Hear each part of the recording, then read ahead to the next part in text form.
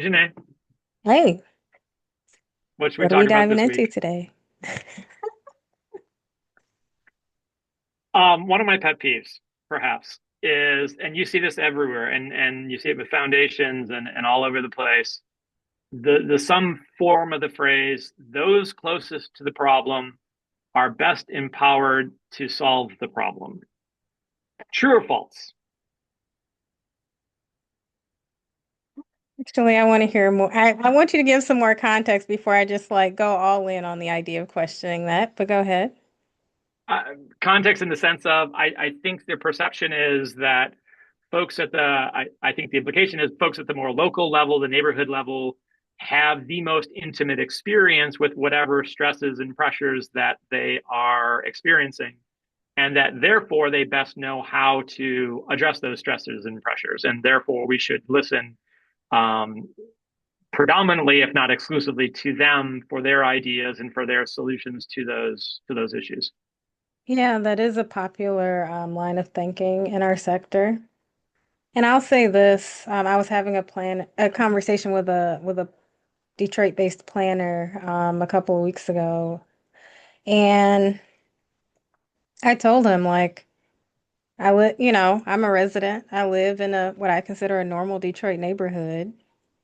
I know the things that get on my nerves, but it's not necessarily my purview to know all of the cool or innovative, or not even innovative, just all the different ways that people could approach solving some of these issues.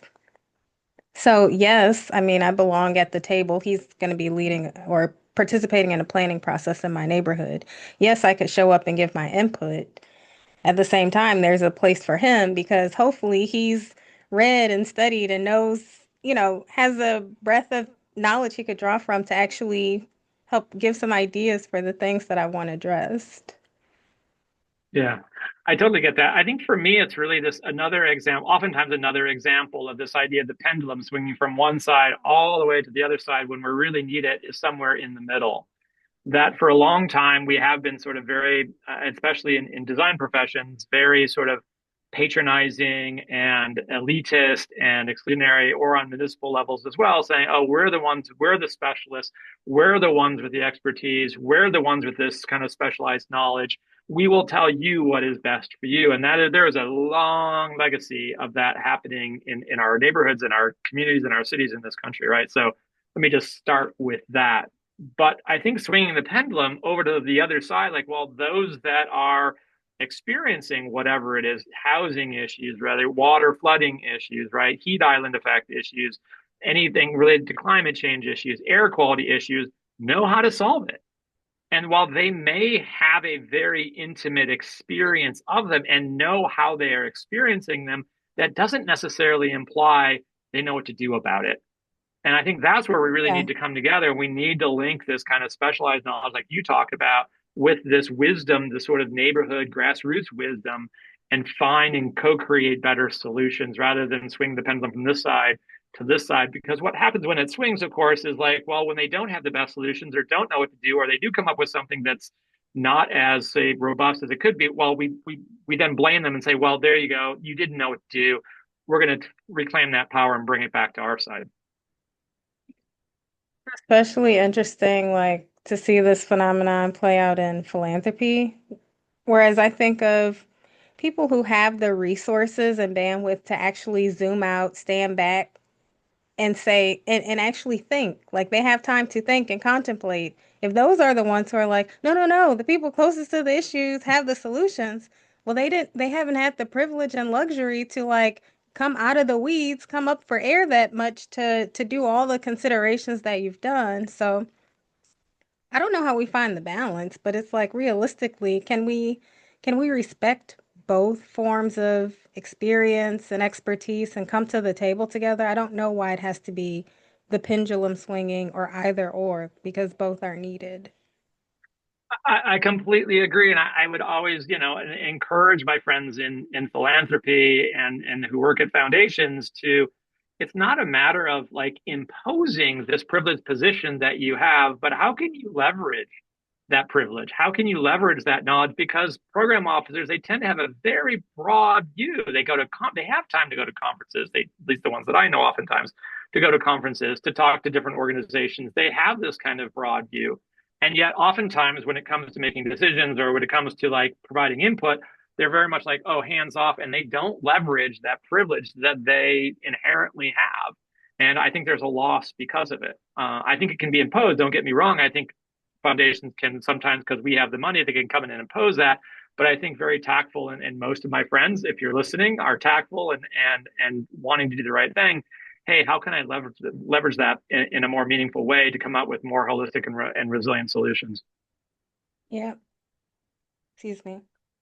And I think there's also something to be said about, so I spent most of my career like in between, like at an intermediary, in between, like I guess those at the top with the money and therefore the power in a lot of sense, or perceived power in a lot of sense. And then those who are like on the front lines, like in the weeds of the work. And so, I had the privilege to zoom out. I was writing reports and convening focus groups and all these kinds of things.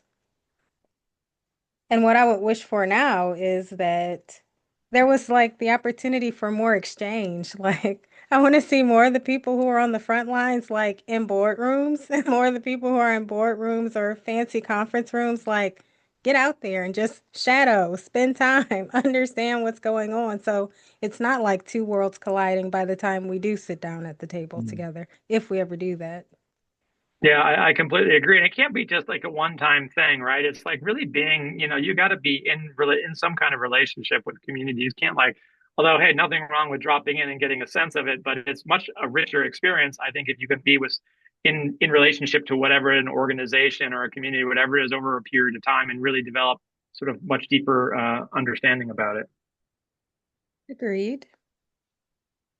So, do you think we can encourage all the foundations who go out there on their websites, because I see it almost every day, to kind of modify that statement? Hey, we believe that those closest to the problem are most empowered to solve the problem or have the solutions to the problem or some kind of variation thereof.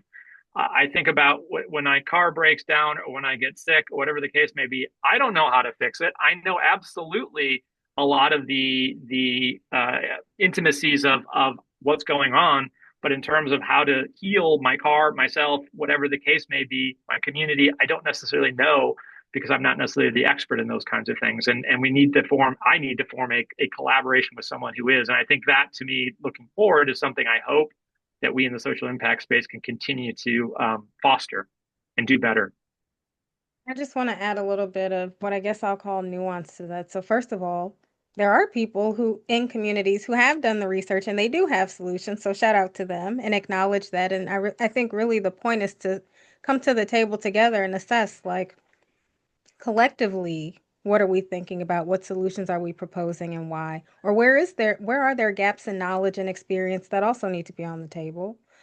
Also, I'll say I don't just want to point the finger at philanthropy here, because this is a sector-wide issue and this is like a culture and narrative shift that would be required sector-wide from the intermediaries to, I mean, it's pervasive. So the question is actually, where does it start? And I feel like unfortunately, if it started with the funders, that wouldn't be too palatable.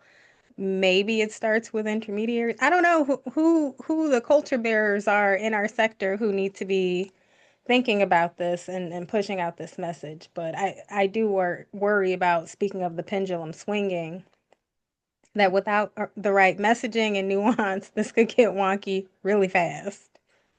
Completely agree. Although I think, I just recently here, one of our sort of peer organization, well, not peer organization, but one of our former clients, Metropolitan Planning Council, just released a kind of a zine format explaining kind of how planning and zoning works in city of Chicago, with the idea to get this information out among communities so they know those sort of ways that their communities are being impacted by these kinds of practices. So I think yeah, we just can't sort of say, oh well, you're always going to be ignorant about these things and keep you ignorant. Hey, we need to make an effort to educate folks about how these sort of infrastructure issues work.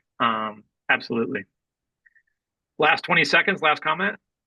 Yeah, I would like to hear us talk about marrying experience and expertise, not This person has it, this person doesn't, all of those things. But how do we marry them, bring them together? That's my suggestion. Love it. Love it. We'll leave it for there for now. All right, bye. Bye bye.